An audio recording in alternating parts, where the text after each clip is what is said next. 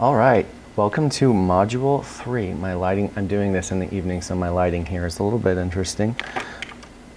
It should be fine for down at my table space though. So today we're talking about Chapter 7, and then we're going to pull in from Chapter 8 that we didn't really cover in Module 2 because I felt like it applied better in this area. So first things first, let's go to page 133.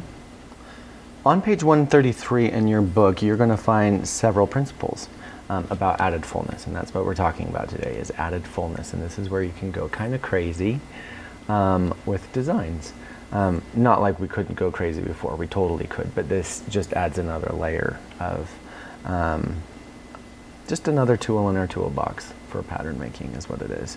And there's 3 different types of added fullness. So on this page, you've got equal fullness, which just means that when your pattern piece gets slashed and spread open to add extra fullness, you're going to add the same amount on one side as you are on the other side.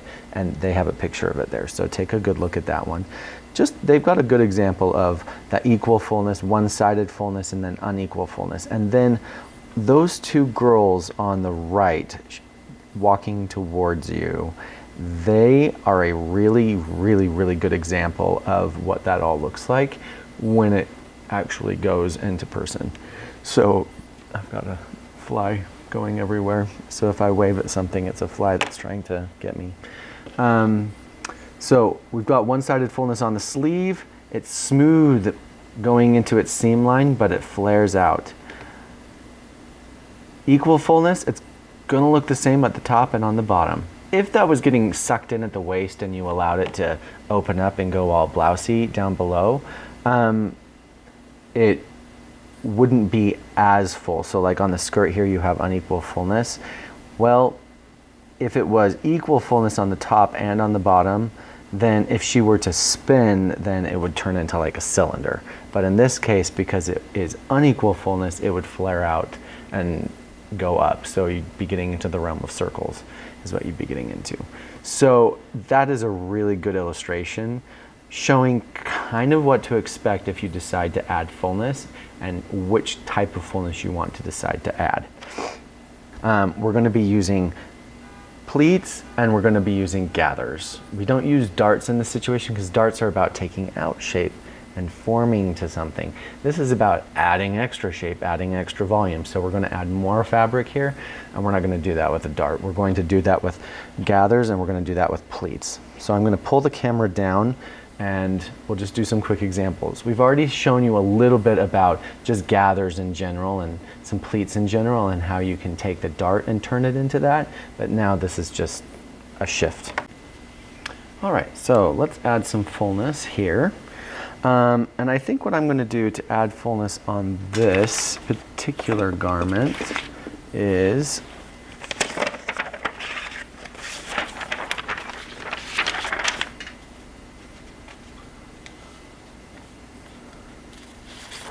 let's just decide how I want to add the fullness. And I'm going to start with gathers. It's kind of easier to start with gathers.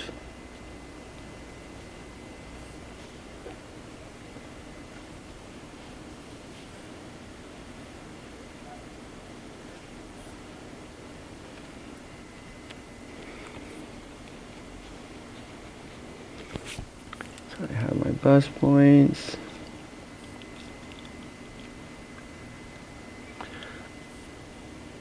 I've got my darts right here. Zoom you in a little bit on this. Woo, wrong way. Here we are. Got my darts right there, and I think what I'm going to do is I think I just want it to have a whole bunch of, well, let's actually just go through each one individually. So let's do some equal fullness first. And with equal fullness, I'm just going to have this area right in here. All of this area, I'm going to have all of that be just gathered, gathered, gathered. All over the place. Okay? So we'll do that first. And to do that, I'm going to, oh, I need to zoom out. To do that, that's going to be all of this area. So I just need to extend this area really long. So, and it's going to end up being separate from all the rest of this. It's not going to affect any of that. The rest of it can change, can stay the exact same way. So I don't have to do any contouring. I don't have to move the dart. I don't have to do any of that. So I'm just going to have this on a fold, but I'm going to cut some off.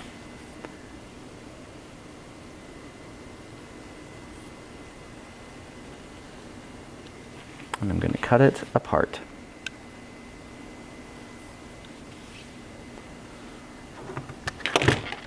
I'm just going to, because I'm going to add fullness here, I can no longer have this be a dart. So I'm just going to put in my seam allowance here right now and get rid of all of this excess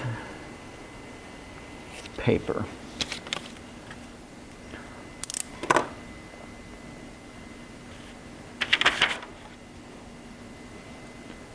Oh, there it is.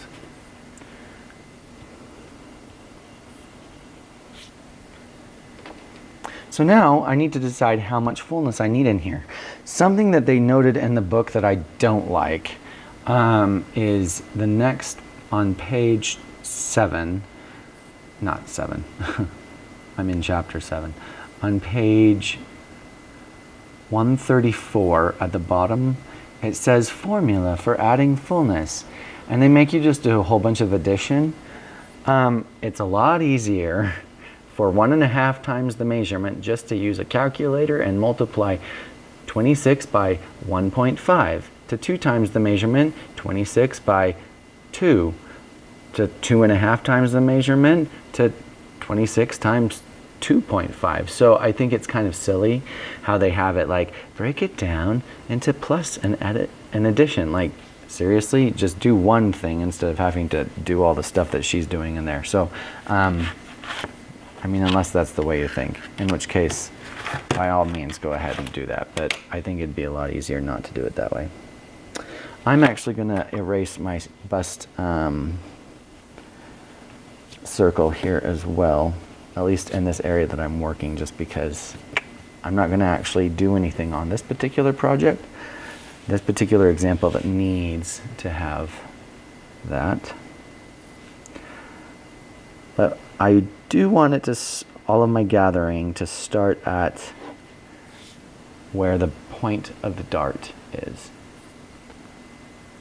Oops, other way, there we are. I want it to start here. I think I probably want 2 times the gathering amount. So whatever dimension it is from this line here, sorry, I'm figuring it out again. Okay, so from this line here, if I want it to be 2 times the gathering, then I'm going to measure from here down to where I want the gathering to end, which happens to be 3 3/4 of an inch. So all I'll do is I'll grab my calculator, or just do it in your head. 3 3/4 of an inch, that's 6 plus an inch, plus an inch and a half, so it's 7.5. So when I am done with this piece right here, it needs to finish at 7.5. So to do that, I don't want to just chalk it all on at the bottom because I need to maintain this shape at the bottom so that it sews together appropriately, and I need to maintain this shape at the top. So what I'm going to do is 7.5, I think if I divide it up until you find a nice even number. So I'll actually do it by inches. So every inch, I'm just going to add something. So I've got 3 different spots that I'm going to fill stuff into. It changes every time. There's not a, this is what it's always going to be. So that's why sometimes when you see me pause and stop to think, well, that's because this is a creation process. And this design shows up as I go. And that's what happens when you're in the industry. You got to show up with whatever design is given to you. So I'm just going to take another sheet of paper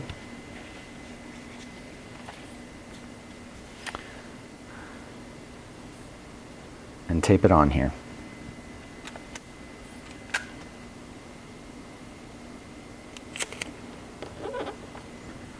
I need to take my center front line because the center front is going to be on a fold. So I need to make sure that that maintains being perfectly straight. And as a general rule, we still have to be very cognizant of our grain line this entire time. In fact, I'll show you when we do a 2.5, not a 2.5, when we do unequal fullness, how to do that so that you're getting the proper, you're keeping track of where all of your grain lines are going. This one's pretty easy because equal fullness, you just make sure that they're parallel lines going everywhere. So I have 3 spaces that I need to take I have 3, okay, that's the bottom. Well, that's the middle. Obviously keep track of what pieces go where.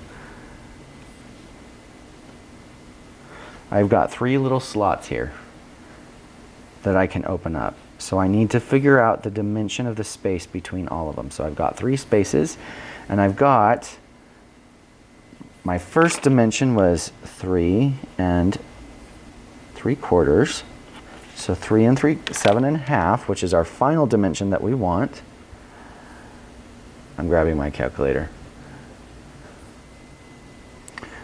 7.5 is the final dimension, but I already have some space accounted for, which is 3.75, so 3 3/4. So I have 3.75 that needs to be divided into 3 spots. So I've got 1 1/4 inches that will need to be the space between each one of those. So there's 1 1/4 space from the top. So now I can line up my little piece and tape it down. I guess one question you might have is, why don't you just draw all the way down, just figure out how far this needs to go down, tape it in place, and draw a line from here to here? Sometimes that might work. In this case, that actually would work. But I'll finish the demo just so that you can go, oh, okay, I see what see how I can go about doing something else as well.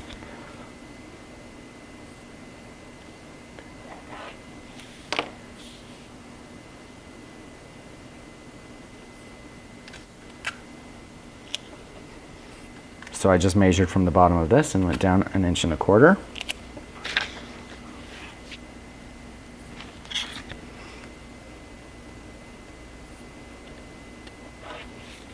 And same thing with the final one. Notice all of this, I'm maintaining square lines and being exact about how I attach them and what I line them up with. You can't just willy-nilly draw lines. You got to make sure that the lines that you draw are correct. So when I lay down my ruler, it equals 7.5. So now I can draw a line from this point, and I just can blend back up to the dart point.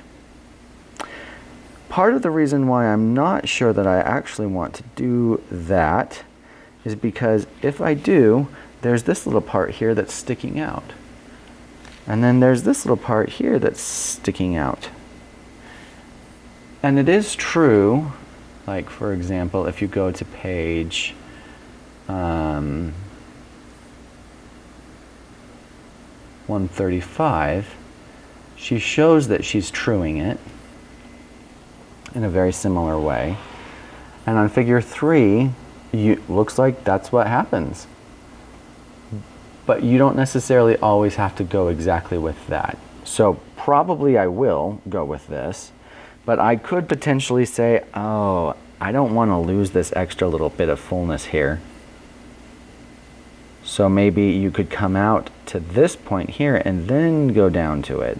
Or you could make some other decision with how you want it to blend all of that together. Probably the most straightforward is just drawing a line straight between the two of them. This point down here and this point up here. That's how you do it. And then you just have to add on your seam allowance all the way around the entire thing. And then all you have to say is add a little bracket and say gather to, it needs to fit onto here, so it's going to gather down to 3 3/4. And then you can gather it. All right, now let's do an example of some one-sided pleats, and we'll do it on the front again. If you guys want to do any of your examples that you turn in on the back, that's totally fine. Sometimes it's just easy just to think about it from the front. The backs of garments often get the short end of the stick, so sometimes we could probably make the front plain and the back really cool. But for the sake of just using simplistic patterns, we've got a bigger dart to play with here if we want to do something with that. But let me see, I think here's my arm opening.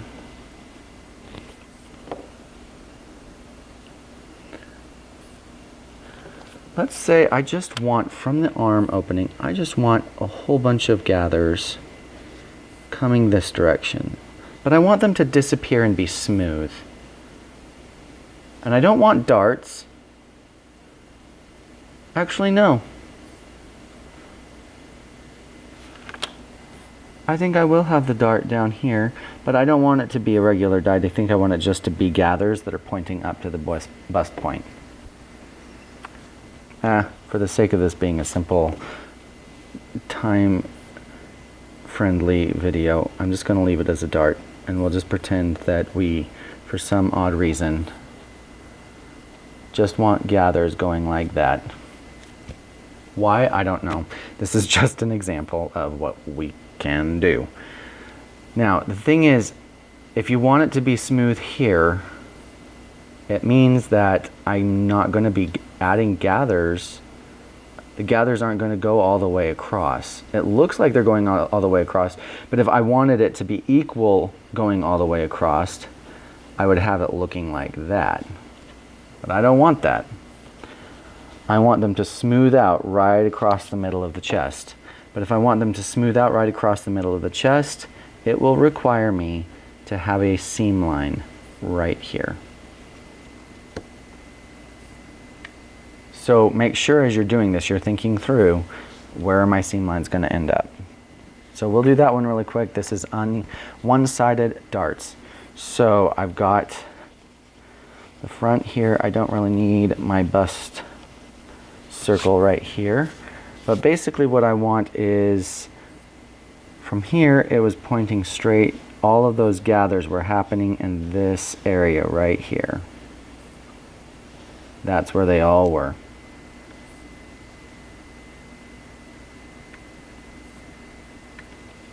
They were all happening in this area right here. So what I'm going to do, and the gathering, like the extra fullness, was coming in right here, which means this has to slash and open up on this side, but this side can't slash and open up. So what I'm going to do is I'm going to draw a line where I want to add the fullness. So I'm going to add fullness in here. I think I'm going to make my fullness adding fairly uniform. So I want one there, there, there. We'll do one more. And there.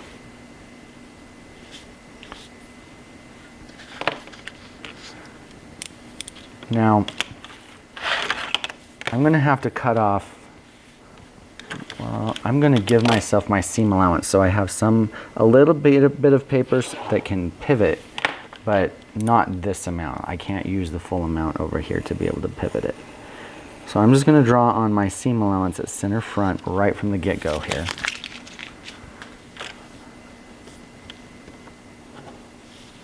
And then what I'm going to do is I'm just going to slash one of them open.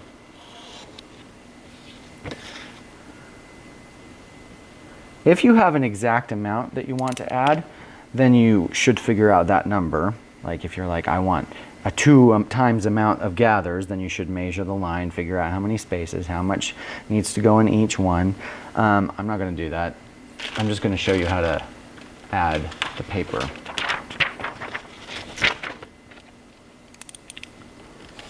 So get a whole bunch of just little strips of paper.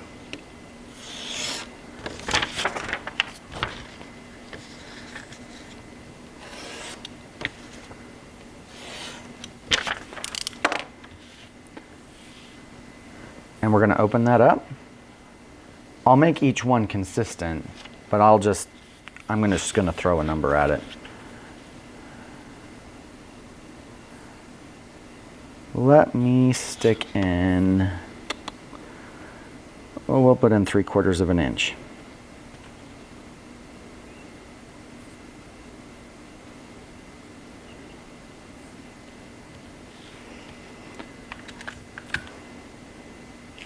Tape it down. Something that I didn't mention when I first opened it up, I did an extra little cut on the paper. So I started and I went to the center front line to cut open where I want to add the fullness, but I didn't cut through this line. I cut to but not through, and then I add a little cut on the other side so that the whole thing can hinge, but there's still a little teeny piece of paper right in there.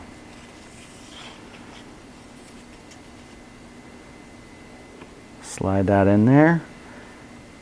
And do the same measurement. If you want the measurements to vary, you certainly could. Like if you want it to start out with a lot of extra fullness up here and then decrease and add extra fullness as you go, you can certainly do that.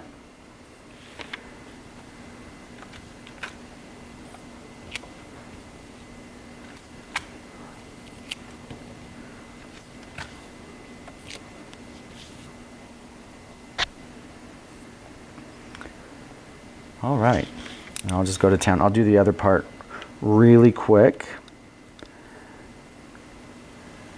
In fact, I think I will cut to the end. All right, so I finished filling in all my spaces. Each one of these is 3/4 of an inch opened up. Look what it did to my center front. Definitely can't put that on a fold anymore. But I do have my seam allowance on it already, so that's nice.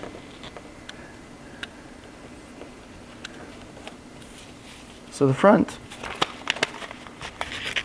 that's what it's gonna look like. Obviously I will add in seam allowances to the neckline and seam allowances to the shoulder and seam allowances everywhere else. But now, gosh, what do I do over here? Because how do I finish these lines? What do I do? Well, she doesn't show this kind of thing on there, but the best way that I have found is if you find the midpoint, so just connect these 2 dots with your ruler. Don't draw the line, but just take the mathematical center and put a little dot right there. Let me zoom in so you can see that a little bit better. Okay. I'm going to take this point, and this point. I'm just going to measure between them, and since it's 3/4 of an inch, halfway is 3/8 of an inch. So I'm going to put a little dot there. And I'm going to do that the same on all of these. Oh, this one was a little bit narrower than 3/4, but there's the center.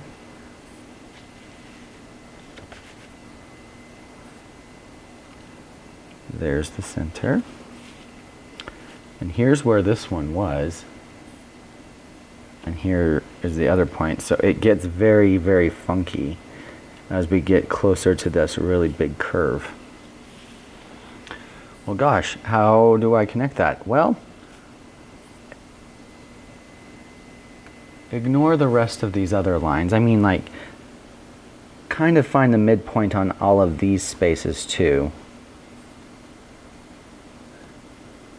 including down here before it gets to the underarm. And then connect all of those dots. And then I would just blend this final one straight to the shoulder. So you'll end up with this very, very bizarre looking armhole. You can come back, and this little bump right here, I don't particularly like that bump, so honestly I'd probably smooth that out a little bit different.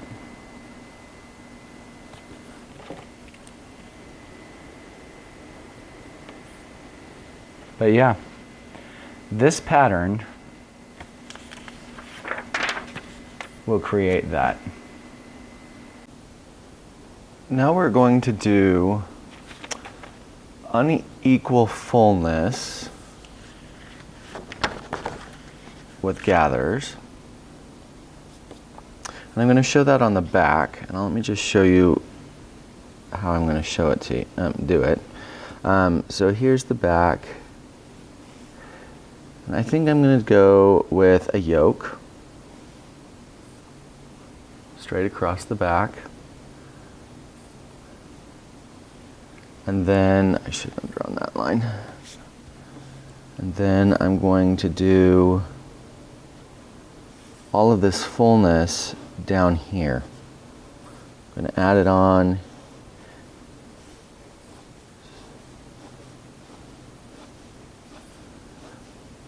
So I have a bunch of fullness down there. And to make it unequal, I also need to have some up here, so it can't just come in smooth. This would be one-sided fullness if I did it this way, but I'm going for unequal fullness. So we're going to have some gathers at the top.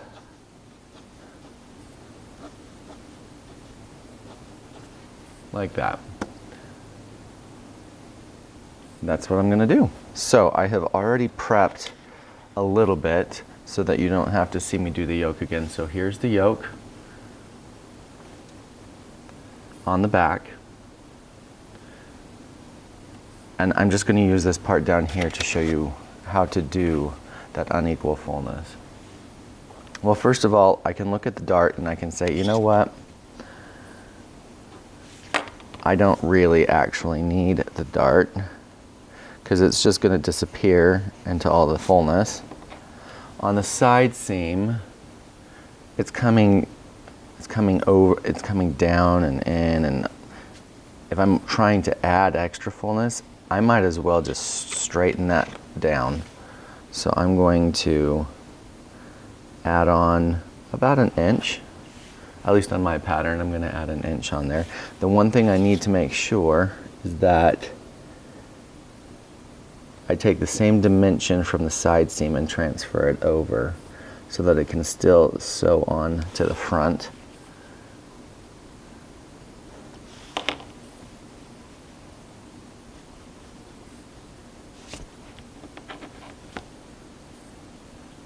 And now I can come in and just say, let's add some fullness. I think I'm going to space everything about an inch apart.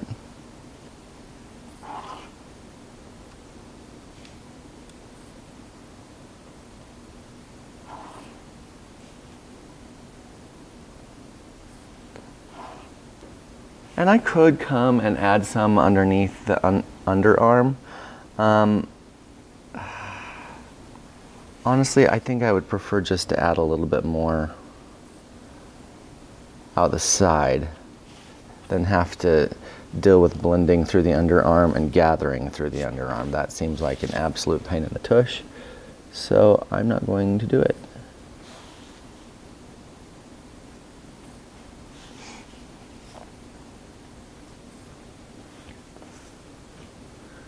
So now all I need to do is slash and spread. Now, in order for this to stay controlled, I'm going to go one section at a time, and I'll show you how I'm going to go about it. With equal fullness, I would just go whoop, spread, and we'd be good. With one-sided fullness, it would be like this, but I need it to be more like this. Now, I could just do that and tape it and hope for the best, or I could be precise, which is really what we should be, is precise. I'm going to go ahead and tape. This is center back, just so you know where I'm at.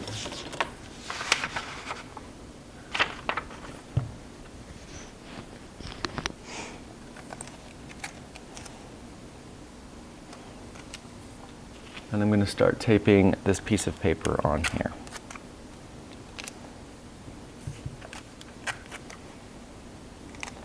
Now, when I look here at the bottom, the most straightforward line to add it to is actually this hem line, because up here at one point it suddenly curves down,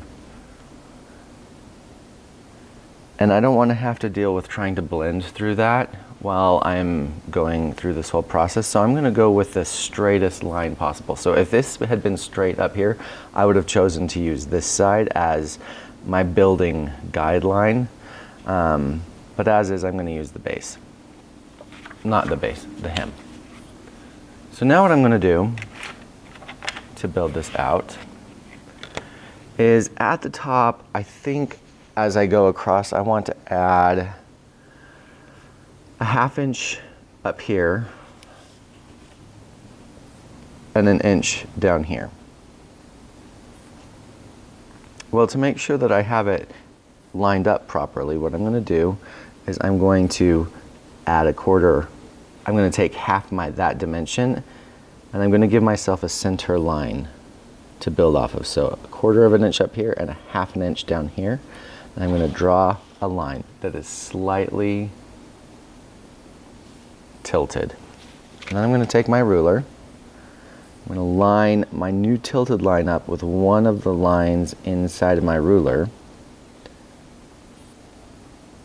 And the bottom edge, I'm going to line up with the hem, so that I create a new line that is perpendicular to my new curved line, but takes in the point from the hem from my original pattern piece. So now I can come up here and I'll do the exact same thing, but I'll add 1/4 of an inch.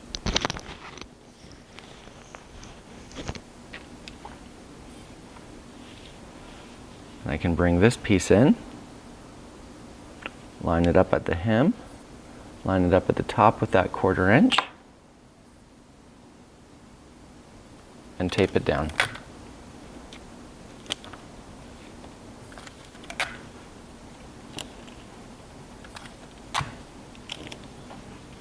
Just like that.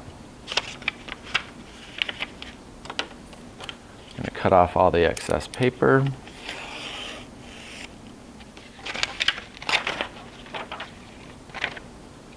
And I have the first spot taken care of. Now I'm going to do that same thing to these other spaces. Honestly, if I wanted to have the amount of fullness that I showed on my picture, I would do more than the amount that I added. I would have probably actually added, I might have kept this 1/2 inch up here still, but I would probably have added 1 inch to 2 inches down here instead. Not an inch, 1.5 to 2 inches instead of just 1 inch. But it's okay. You were getting the idea. So I'm going to add my 1/4 inch at the top, my 1/2 inch at the bottom. Get my new diagonal line. square from the new diagonal line.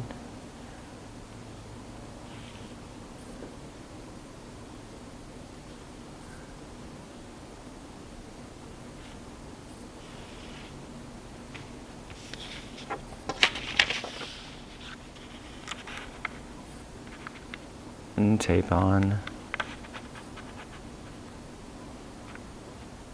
the next section.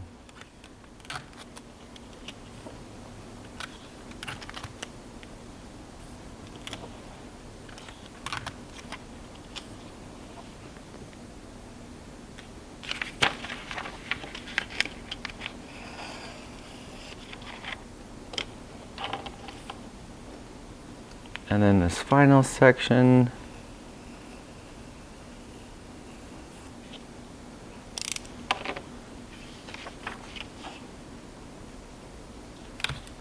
tape on my extra paper. This honestly would be really beautiful to see this come out and be sewn.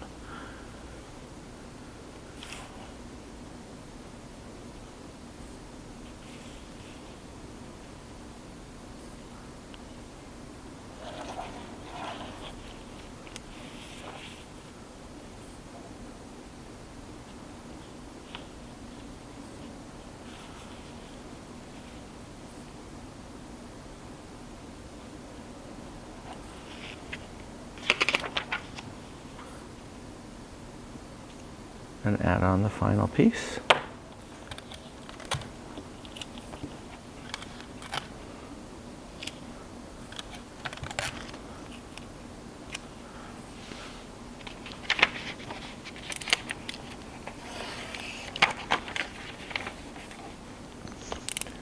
And there we have it. I just need to come back in. I'll actually finish this off so that it's all pretty. Cut off those extra little pieces hanging off the top.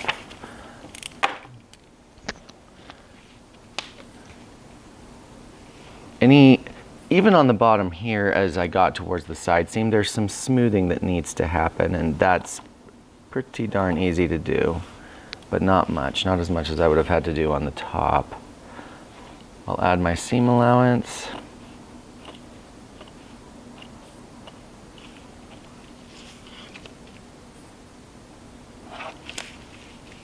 Top, let's add some seam allowance and some extra paper so that we can just blend our style line.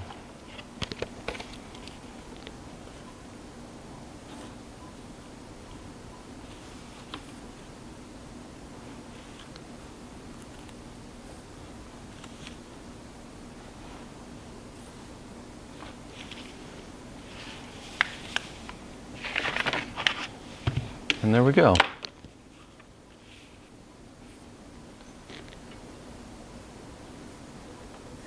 And I'm getting more of a glare today than I usually get. Half of this was filmed on one day and half of it was filmed on another. Anyhow, you get the idea. And then this piece would get full sewn to my yoke. And I would just come in here and I would label. I would have to have the gathers. I wouldn't write that on the yoke though, but this area right here on the yoke is 3 5/8 of an inch. So I would have to take this section and say gather to 3 5/8 of an inch. And then I would label it, and this is number 1, this is number 2, this is the yoke,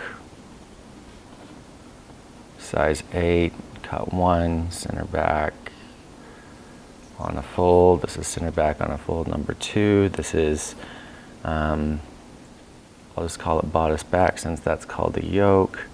And it's an 8 and I need 1 of it. And this piece, this pattern is all done. So we can move forward. All right, now we are going to do added fullness with pleats. And basically, you do very, very, very similar things. In fact, let me show you that first thing that I did, the design where I gathered equal fullness down the front. This is the part that actually kind of shows up in chapter 8 about added fullness with the pleats and pin tucks and everything. And this is the same with all darts. Not all darts, with all pleats. All pleats function this way. It's a lot more mathematical. So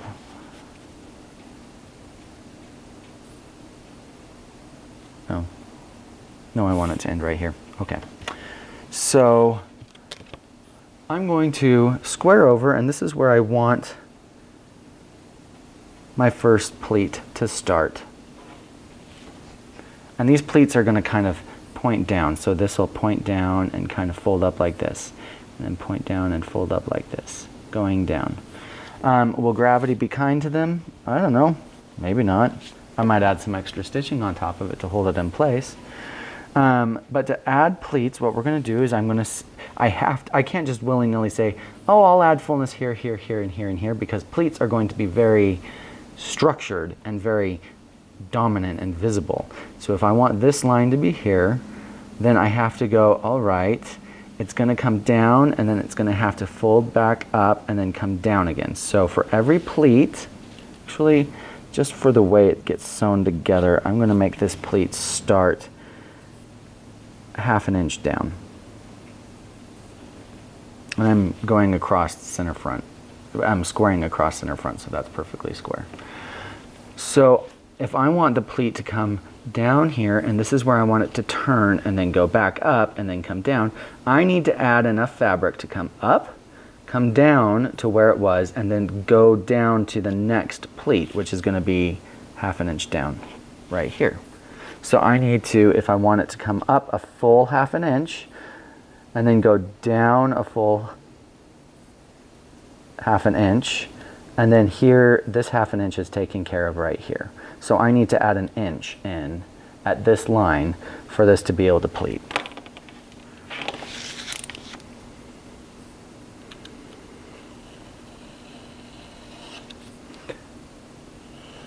So there's just a lot more thought process that ends up going through pleating. Not bad process, it's more time consuming often. Your patterns end up looking really pretty in the end, but let's be honest, most patterns look really pretty in the end. I'm going to add a little piece of paper, tape it on, and I needed to add an inch. And it needs to square down and be perpendicular to center front. So I need my center front line. I need to add an inch. I'm also going to just add a little tiny dotted line showing where it folds back up. And then I tape on my next sheet of little paper so that it looks like that. And then I can, let's just do 2 pleats, and then I can show you how to finish it off easier. So there's going to be 2 random pleats in the middle of the chest.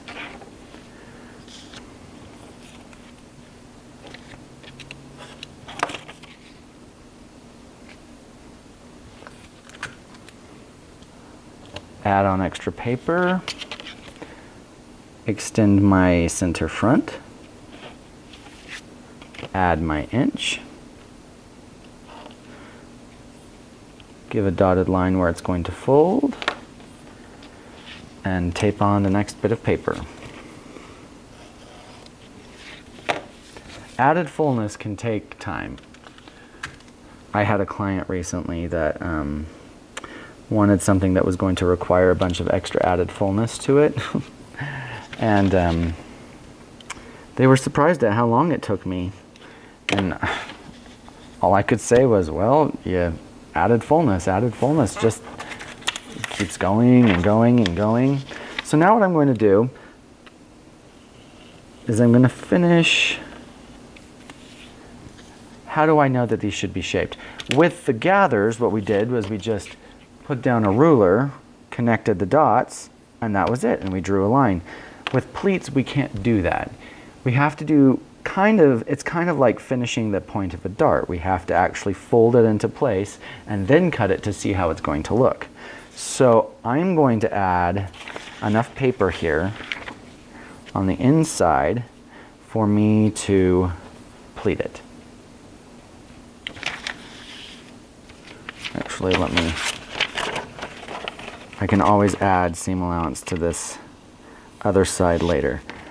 I just want to get it out of the way first.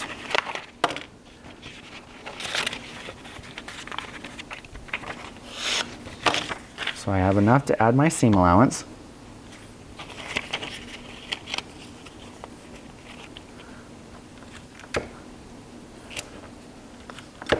Tape that all down.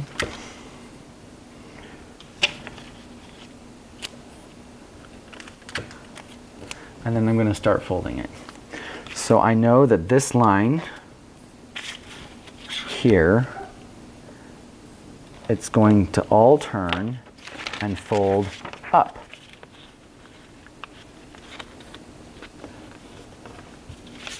So now it's all gone.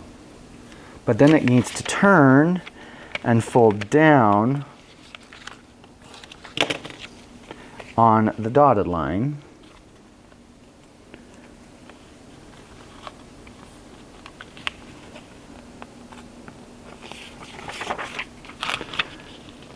And it'll line up with that next inch mark that I have.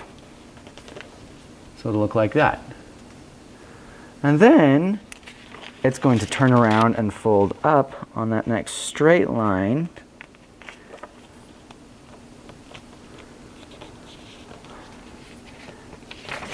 And then fold back the other direction. Like that. So now it's actually, look, our dart looks normal again. It just happens to have some little pleats right here as well. So then all I have to do is add in my seam allowance right here.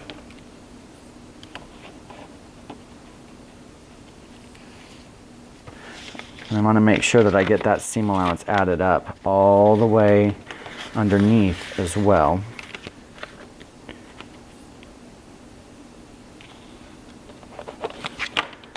And then I'll cut along my seam allowance.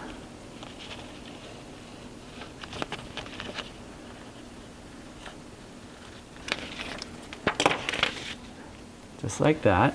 And when I open it up,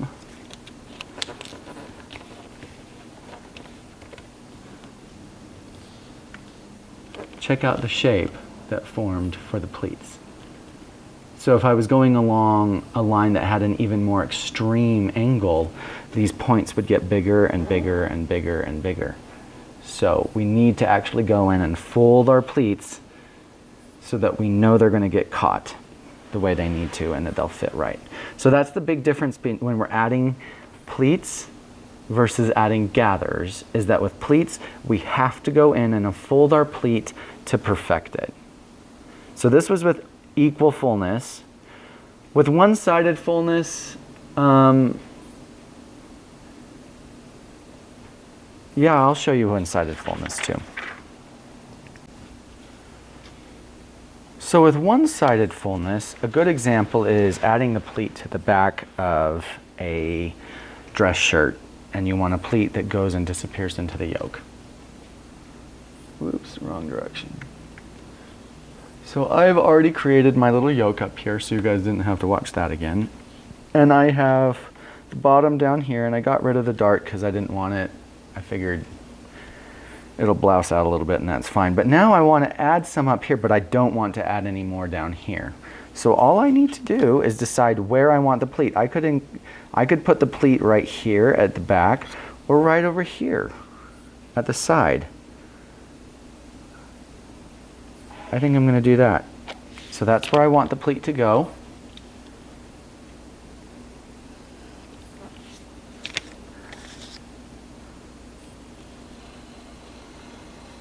Notice I didn't cut through. I hinged it down here. And now I just add the size of pleat that I want. So how much do I want to come back here? So let's say I want to add half to come back here.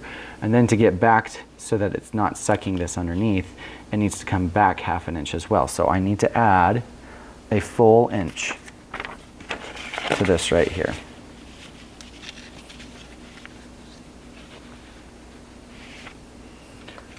So I'll tape one side down, measure 1 inch over,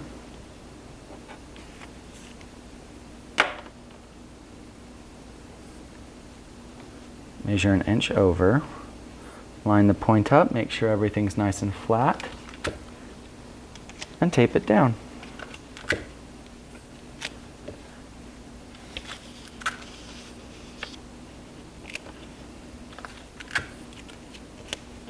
And now I just need to fold it.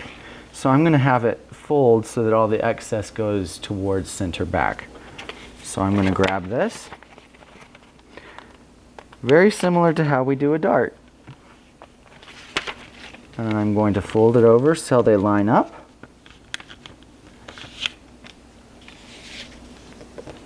I would have added my seam allowance before I had done this.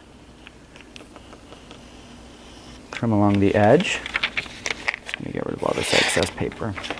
Trim along the edge. And I have just added my pleat. It's going to look like that. That's all I have to do, but now I just need to mark it. And then this comes to this. And I have to put that little arrow there. I'd probably put a notch in the middle as well. Let me turn around and go back to this piece because I forgot to do that. So this line here, arrow to arrow. You have to draw in the little arrows where they're going to go. And every single part of these, where it folds down, those would all be little tiny notches. Just like that. I wouldn't notch over here because this is center front and it's on a fold.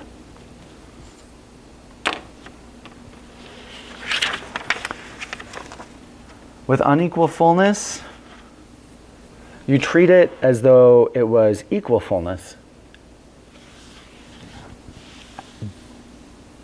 Is basically what it is. You just, every time that you add it, you have to go in and you have to pleat whatever side that you want to have done. So I think you can figure that part out on your own without me showing you an example of it. If you are interested in learning about flanges in Chapter 8, go ahead and ask me about that offline. Honestly, I haven't really seen a flange the entire time I've been doing pattern making for the past 10 years. So, haven't seen a flange. It would be one of those things that I would go back and look at the book. If a client came to me and wanted a flange, I would go back to the book and look. So we're going to go back to Chapter 7 really quick. Actually, we've been in Chapter 7 this entire time. Well, anything that we touched in Chapter 8 was kind of those little pleats that we just did. But if you go to page 142, I'm going to show you how to do the blouson. So off camera, I created my double dart. And you do want this, so I would create it yourself. I put 1 inch over here and it left 1 inch down here. So it ended up being really nice. So with the blouson, what we're going to do is we're going to first trace from the underarm all the way around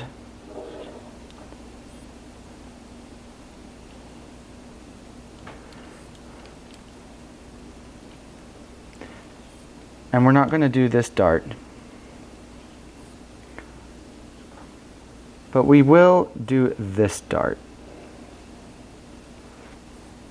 But interestingly enough, I'm not doing this side line right here, and I'm not doing this line either. Instead, what I'm going to do is, while it's in place, I'm going to fold this up, and I'm going to make a mark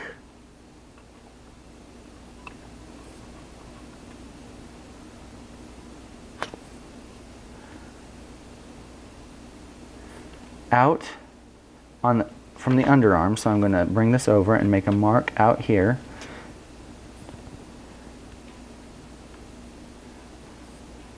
And this line, and then I'm going to add well, okay, sorry, I'm jumping around. So first I had this in place.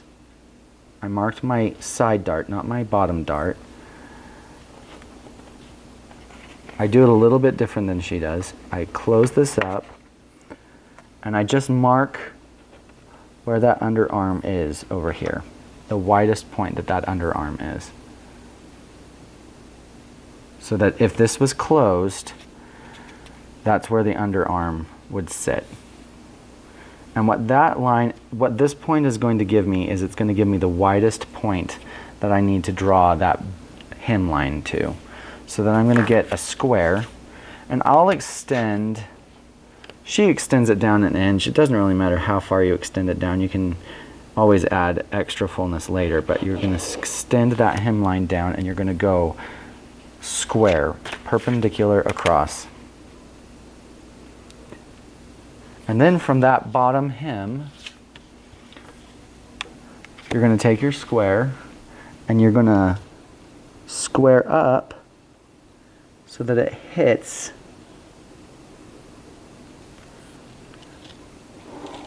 that underarm mark that you made.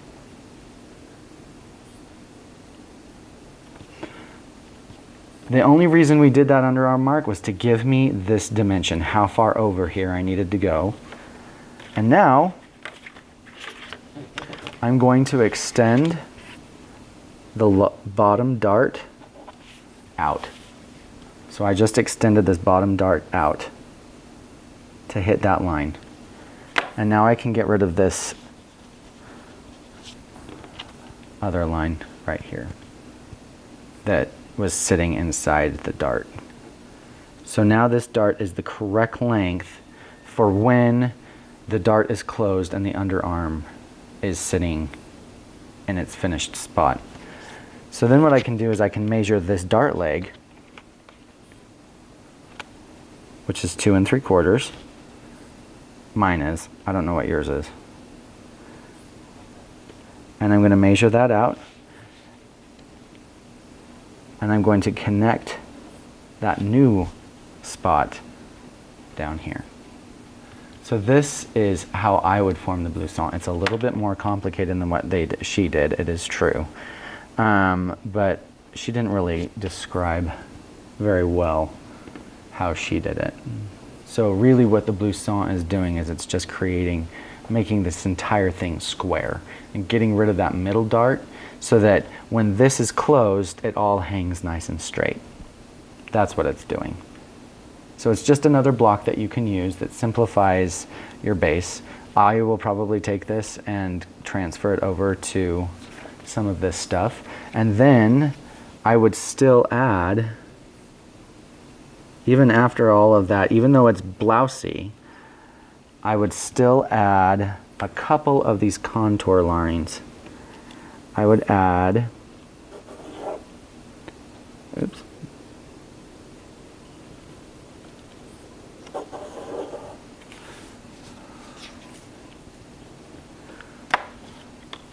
I'd add this. I wouldn't add this one because you're not going to have something this blousy as a sleeve, without some sort of strap. But I would add this one, and I would add this one, and I would probably add this one.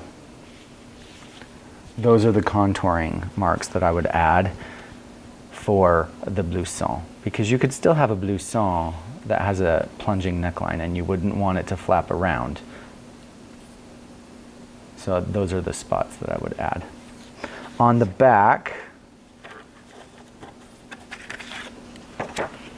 you still leave this vertical shoulder dart, but basically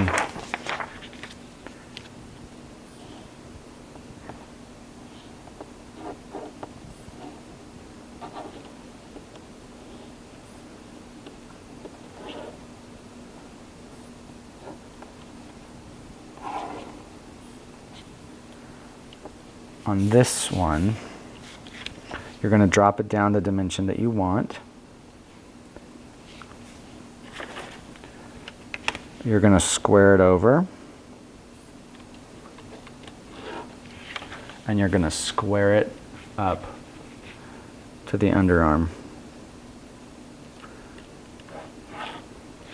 So that is how I would do the blouson. That is module number 3. Have a great week.